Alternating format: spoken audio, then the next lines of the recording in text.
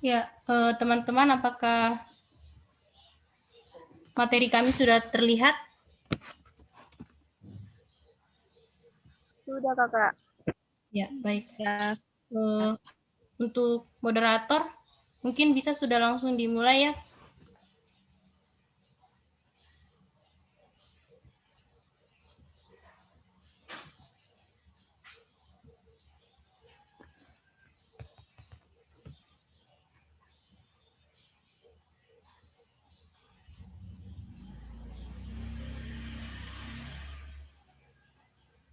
Moderatornya apakah sudah masuk? Saya moderator kelompok. Ya, silakan. Baik, saya mulai. Ya, silakan. Baik, bismillahirrahmanirrahim. Bismillahirrahmanirrahim. Assalamualaikum warahmatullahi wabarakatuh. Waalaikumsalam warahmatullahi wabarakatuh.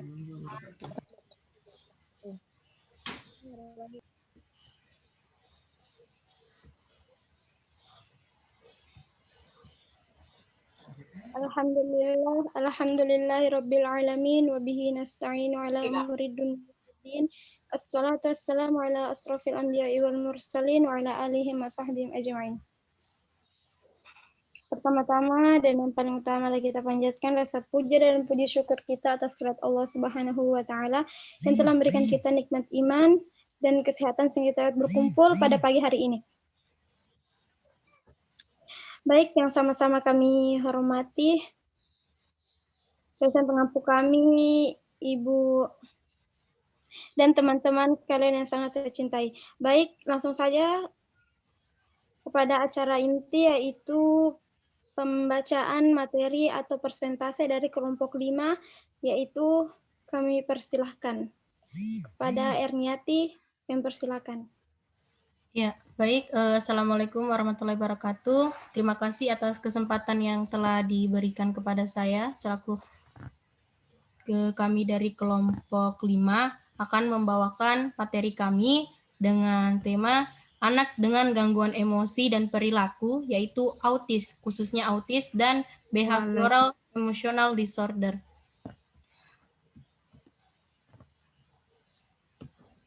Baik. Ya, langsung saja pada tema yang pertama, yaitu autis.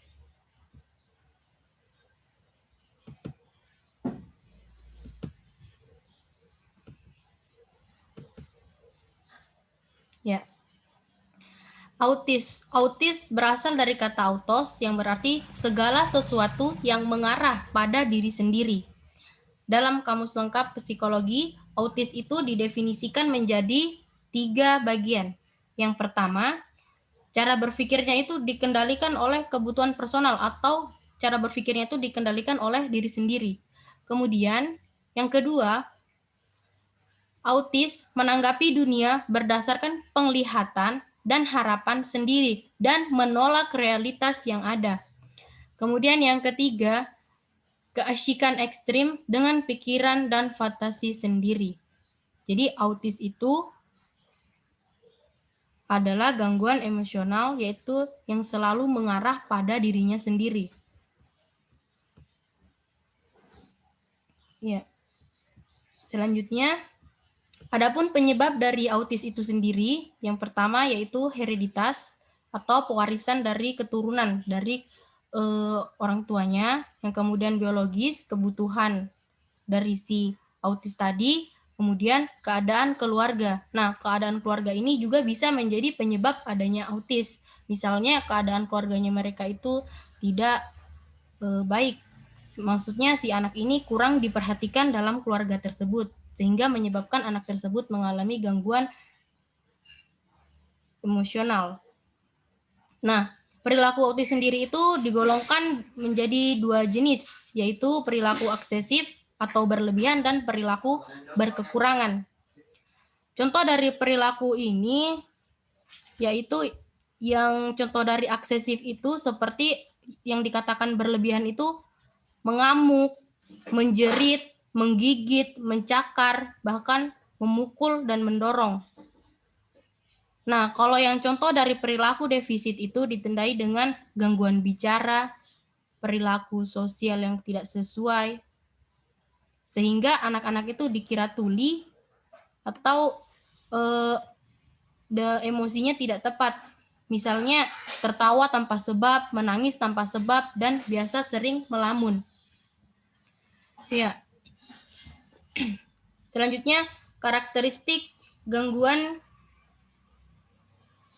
gangguan autisme ini yang pertama, gangguan interaksi sosial. Sudah jelas ya, jika kita lihat dari pengertiannya saja, gangguan yang diakibatkan dari autisme tadi itu mengakibatkan pada gangguan interaksi sosialnya. Misalnya bisa kita lihat pada bayi atau balita, ketika ia mengalami gangguan tersebut, dia tidak akan merespon sesuatu secara normal ketika itu balita diangkat atau dipeluk. Kemudian bayi autis juga ketika disusui tidak mau menatap mata ibunya dan tidak mau menjalin interaksi non-herbal dengan ibunya. Ya, anak-anak autis tidak menunjukkan perbedaan respon ketika berhadapan orang tua, saudara kandung, atau guru dengan orang asing. Enggan berinteraksi secara aktif dengan orang lain, tidak berminat pada orang, melainkan dia tuh hanya asik, hanya terpaku dengan dirinya sendiri, dan lebih senang menyendiri. Ya, kurang dan lebihnya juga sudah ada ditampilkan di sini. Nah, selanjutnya gangguan yang karakteristiknya yang kedua yaitu gangguan komunikasi. Anak dengan kelainan ini memiliki keterbatasan komunikasi dengan ciri ia tidak memiliki perhatian untuk berkomunikasi. Sedangkan ia interaksi sosialnya saja sudah terganggu, apalagi dengan komunikasinya. Untuk bahkan 50% berpikir untuk tidak mau atau tidak ingin menggunakan bahasa sama sekali. Mereka yang berbicara mengalami kesulitan berbicara seperti robot, mengulang-ulang yang didengar, sulit menggunakan bahasa, sehingga interaksi sosialnya terganggu. Terus misalnya kalau dia diberi pertanyaan, sering mengulangi, tidak tahu jawabannya, sering mengulangi kata-kata, padahal mereka sudah sering mendengar kata-kata tersebut.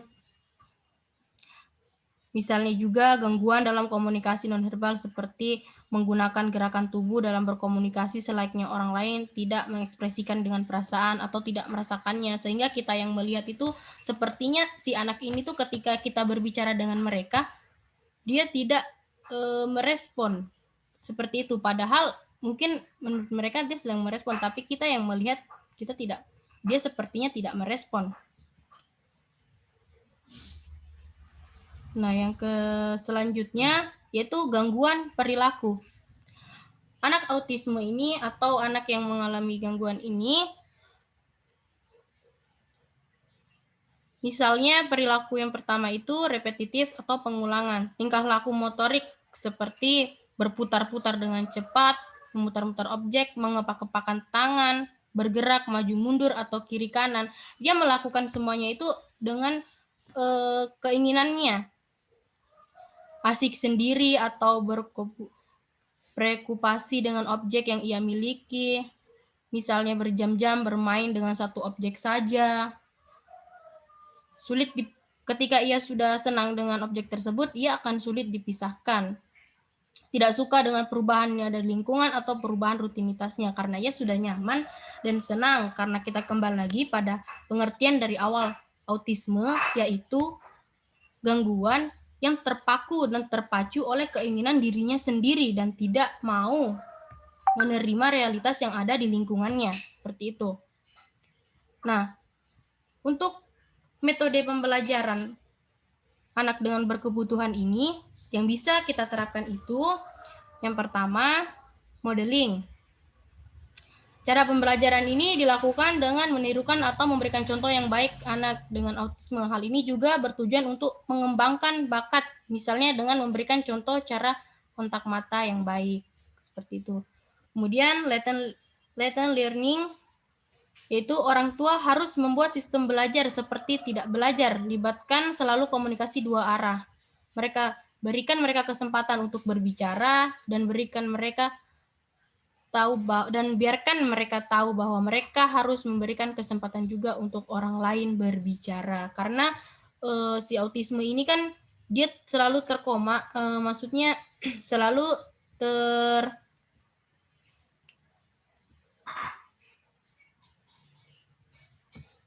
terpaku dengan aktivitasnya sendiri. Jadi dengan metode yang kedua ini, kita bisa mengajarkan juga kepada mereka bahwa orang lain juga membutuhkan kesempatan untuk berbicara dengan dia. Kemudian yang ketiga, berikan pujian yang positif. Untuk orang yang normal saja, ketika dipuji, ia pasti akan merasakan bahagia, senang, dan bersemangat. Untuk yang khususnya autisme, pujian ini seharusnya lebih sering agar mereka itu merasa lebih dihargai, sehingga dengan penghargaan tersebut, pujian-pujian tersebut memberikan dampak yang sedikit positif kepada anak autisme tersebut untuk sering melakukan tindakan yang telah kita puji tadi. Nah, yang keempat, membagi aktivitas dalam tahap ke tahap, yaitu mengajarkan sesuatu dengan membaginya ke dalam tahap per tahap. Misalnya, Anda ingin anak pergi tidur, maka Anda memulai dengan mengajak mereka, misalnya kita sebelum tidur harus sikat gigi, ganti baju, kemudian masuk ke kamar. Usahakan aktivitas yang akan kita berikan itu kita bagi tahap ke tahapnya agar mereka mulai terbiasa. Kemudian desensitasi sistematis, yaitu metode yang dilakukan agar mereka terbiasa dengan stimulus dan keadaan mereka yang dapat membuat mereka cemas atau takut. Misalnya jika mereka takut pada laba-laba, maka dapat mulai dengan menunjukkan foto, kemudian lanjut dengan video, kemudian lanjut dengan hewan yang asli atau hewan laba-laba tersebut. Jadi desensitasi sistematis ini kita mulai mengajarkan sesuatu yang baru, tetapi sesuatu yang barunya itu ditakuti oleh si autisme tadi, tapi kita mengajarkannya dengan cara menggunakan tahap-tahap yang tidak membuat mereka merasa langsung seperti misalnya kita tiba-tiba langsung memberikan contoh hewan langsung, itu kan pasti mereka takut dan kaget dan mereka tidak mau mencoba lagi. Nah, dengan cara ini kita seperti memberikan dulu fotonya, kemudian ketika ya responnya sudah bagus, kita berikan lagi videonya, kemudian ketika responnya sudah bagus, kemudian kita lanjut pada yang aslinya atau sesuatu yang memang betul mereka fobia atau mereka takutkan. Yang terakhir, berikan waktu dan kesempatan untuk berlatih. Nah, di sini cara ini dilakukan agar mereka itu terbiasa. Sebab jika sering diulang-ulang, pasti dia akan, oh ini sering dilakukan. Mungkin dengan cara itu mereka akan sering berpikir dengan cara tersebut, mereka akan sering memperhatikan bahwa ini yang saya lakukan. Mungkin dengan cara itu kan mereka akan lebih berlatih, kemudian dapat merubah dari pola sebelumnya ke hal yang baru. Seperti itu. Baik, untuk materi selanjutnya yaitu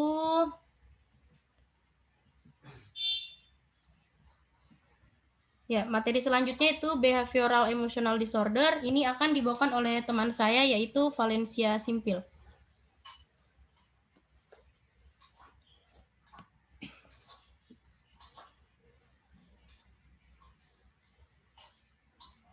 Baik, untuk pemateri yang kedua kami persilakan atas nama Valencia Simpil, kami persilakan. Oke, baik. Saat ini saya akan melanjutkan materi yang dibawakan teman kita Erniati. Berikutnya behavioral disorder.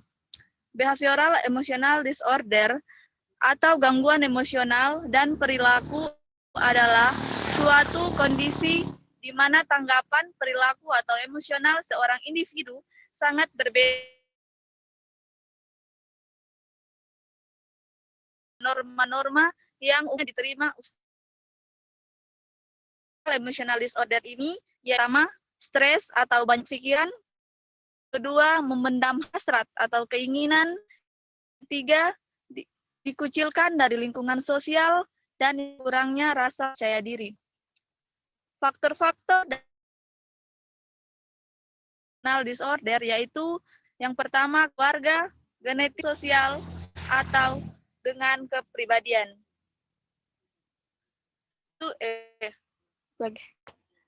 Berikutnya karakteristik. Pertama, karakteristik di behavioral emosional yang pertama, agresi terhadap diri sendiri atau orang lain. Yang kedua, kecemasan vertunals. Yang ketiga, distrability atau ketidakmampuan untuk membayar perhatian untuk waktu yang panjang dibandingkan dengan teman-temannya. Yang keempat, mengungkapkan pikiran untuk diri.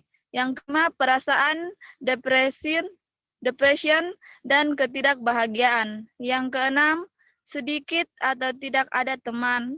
Yang ketujuh, perilaku yang kedelapan, matang keterampilan sosial yang dinyatakan interaksi sosial yang tepat. Yang kesembilan, impulsif. Yang ke-10, masalah dalam hubungan keluarga. Yang ke-11, bunuh diri. Yang ke-12, penarikan dalam diri. Berikutnya, metode pembelajaran. Metode pembelajaran ini terbagi menjadi 7. Yang pertama itu pendekatan biogenik, yaitu pendekatan yang mempelajari sebab akibat dan pengobatan dari individu tersebut. Yang kedua, pendekatan perilaku, berfokus pada penyediaan lingkungan belajar yang sangat terstruktur dan bahan pengajaran untuk anak-anak. Berikutnya, pendekatan ekologi mempelajari lingkungan anak tersebut, keluarga, masyarakat dalam rangka untuk meningkatkan interaksi. Pendekatan sosial kognitif, di mana anak tersebut diajarkan interaksi antara pengaruh lingkungan dan pendekatan psikodedukasional, yaitu memenuhi kebutuhan individu anak ditekan aktif. Yang keenam, pendekatan humanistik, yaitu dengan cinta dan kepercayaan dalam proses belajar mengajar. Mungkin waktunya untuk sudah dan baik. Untuk Kakak Valen mungkin waktunya sudah lebih dari 10 menit ya. Kita lanjut kepada sesi tanya jawab. Kami buka sesi tanya jawab untuk dua pertanyaan. Baik, kami persilakan untuk teman-teman yang ingin bertanya secara langsung atau dari kolom chat untuk segera mungkin dipercepat. Baik, kami persilakan untuk teman-teman.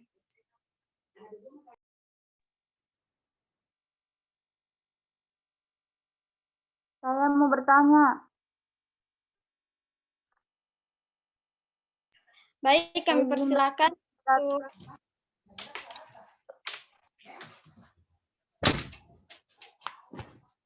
Assalamualaikum warahmatullahi wabarakatuh. Nama saya Akidatul Iza. warahmatullahi Bertanya, tolong jelaskan apa yang dimaksud dengan kecemasan fearfulness. Terima kasih. Ya, baik, bisa diulang pertanyaannya.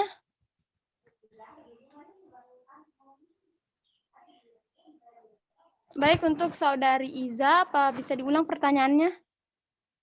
Pertanyaannya adalah, tolong jelaskan apa yang dimaksud dengan kecemasan fearfulness.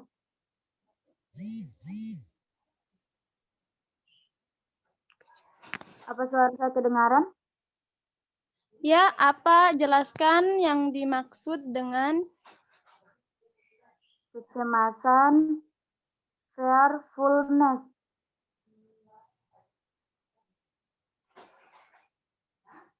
baik. Untuk pertanyaan kedua, kami persilakan untuk teman-teman.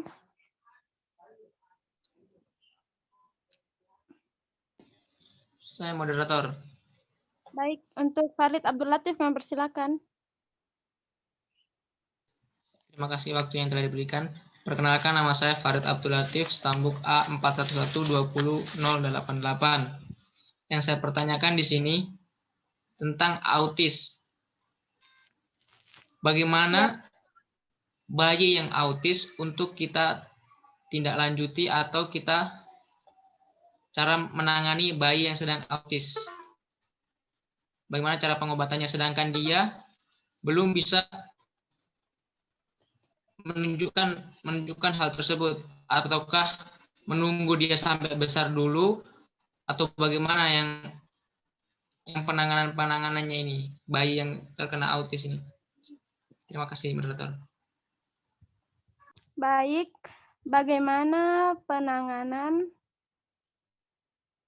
untuk anak-anak yang autis, begitu? Khususnya bayi, moderator. Baik. Khususnya bayi ya, begitu pertanyaan saya ulang. Bagaimana penanganan untuk anak-anak yang autis, khususnya untuk bayi?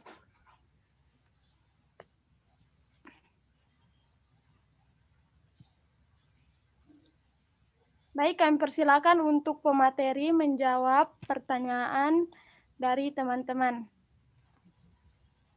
Iya, baik. Untuk pertanyaan pertama tadi dari teman kita Kidatul Iza, pertanyaannya yaitu jelaskan dari kecemasan fearfulness, ya kan? Kurang lebih seperti itu. Baik, jadi fearfulness itu artinya ketakutan. Nah, kecemasan yang dimaksud ini adalah anak dengan kebutuhan gangguan autisme ini mengalami kecemasan ketakutan. Misalnya, seperti tadi ada contoh, anak dengan gangguan ini itu memiliki ketakutan atau fobia kepada sesuatu. Misalnya tadi ada contoh, anak tersebut takut dengan laba-laba. Nah, maksudnya kecemasan ini itu yang dimaksud kecemasan ketakutan kepada sesuatu yang mereka tidak suka, yang mereka ketakuti. Pokoknya yang mereka takuti, yang mereka tidak suka, mereka takuti. Misalnya tadi kayak yang dia itu fobia terhadap laba-laba, misalnya fobia dengan ketinggian atau fobia dengan yang lain-lainnya. Yang dimaksud dengan kecemasan itu kecemasan yang ketakutan atau yang mereka takuti itu, seperti itu. Ini kan hanya dari bahasanya saja tadi ya, bahasa fearfulness-nya. Seperti itu, Kak.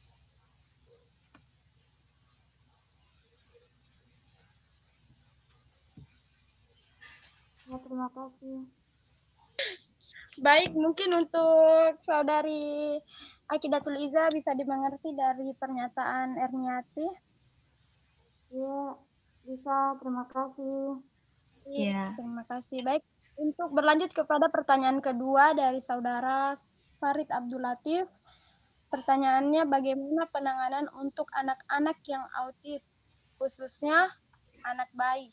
Baik, untuk pemateri menjawab pertanyaan Farid Abdul Latif.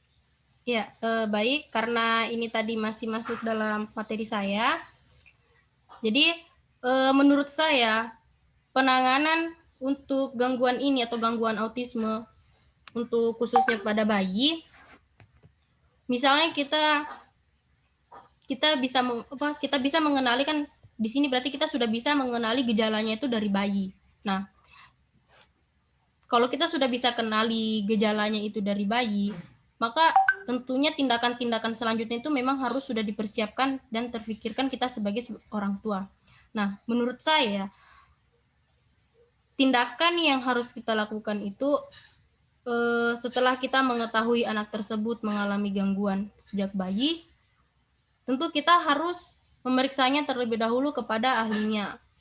Nah, kemudian setelah kita sharing, kita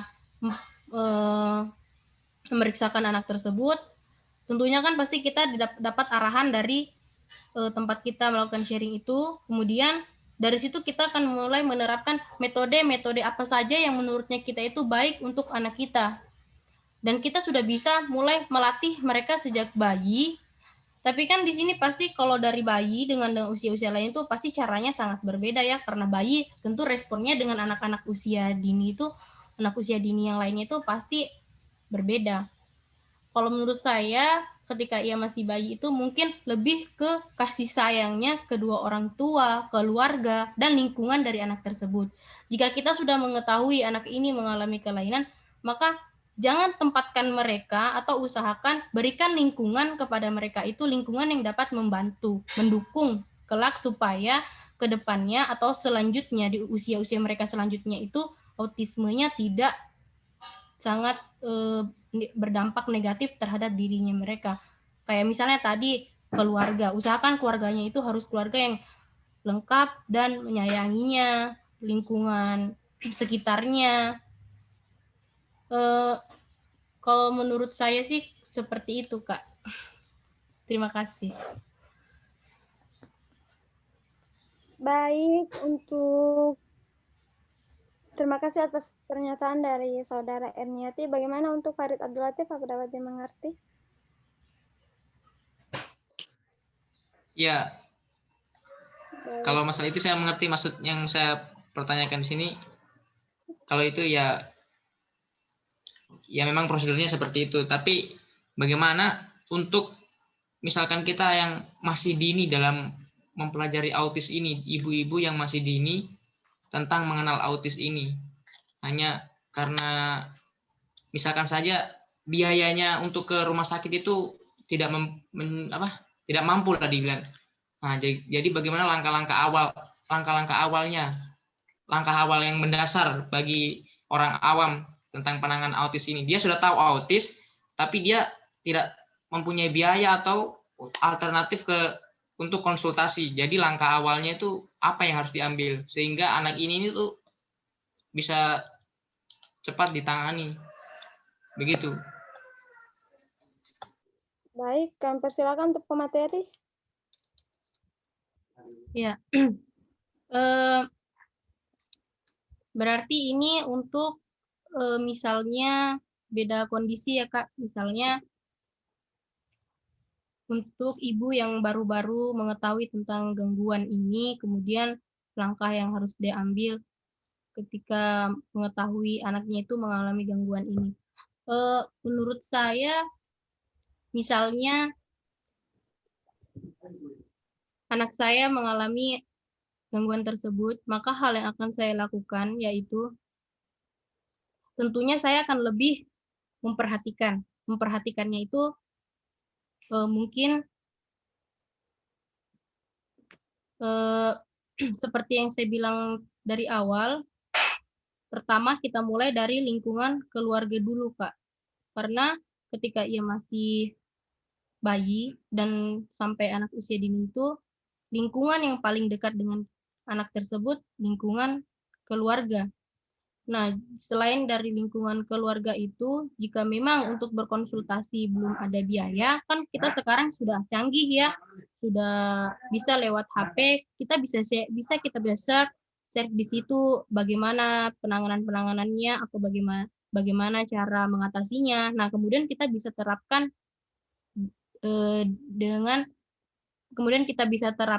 metode tersebut pada anak kita, walaupun tidak harus ke ahlinya, seperti itu, Kak. Kan sekarang itu sudah serba canggih ya, walaupun kita tidak punya biaya yang lebih untuk ke ahlinya, kita bisa menggunakan media saat ini, kita bisa terapkan. Tapi kalau menurut saya yang paling penting itu dari keluarga, karena pada usia ini siapa lagi yang berinteraksi dengan mereka kecuali keluarga terdekat, khususnya orang tua ibunya. Baik. Baik, terima kasih kepada Erniati. Untuk Farid Abdul Latif mungkin bisa dimengerti. Mungkin itu kan menurut persepsi saya, mungkin dari teman-teman ada yang mau menambahkan. Ya, mungkin dari teman-teman ada yang ingin menambahkan, kami persilakan. Dan mungkin ke Farid Abdul Latif ini sudah mengerti. Ya, dimengerti. Baik. Mungkin teman-teman ada yang ingin ditambahkan dari diskusi kita pada pagi hari ini.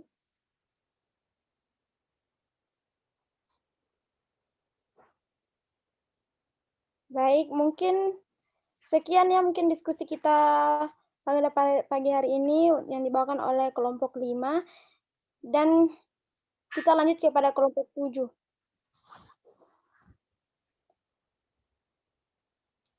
Baik, mungkin ini bikin baru. Mohon maaf, ini persentasenya bikin link baru ya. Iya, karena di sini waktunya hanya 45 menit. Jadi untuk kelompok yang mau tampil selanjutnya bikin link Zoom baru. Baik. Ya, silakan moderator ditutup. Baik, mungkin kita akhiri perjumpaan kita pada pagi hari dengan mengucapkan hamdalah, alhamdulillah. Mungkin sekian dari kami, kurang dan lebihnya mohon dimaafkan. Wallahul muwaffiq wal hadi ila sabilir rasyad. Wassalamualaikum warahmatullahi wabarakatuh. Waalaikumsalam warahmatullahi wabarakatuh. Wabarakatuh.